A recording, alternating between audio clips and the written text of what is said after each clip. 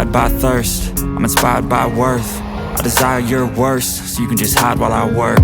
I ain't tired, you first. I'll write a second, third verse about the lies you go disperse. You never did shit, I know it hurts, but something deep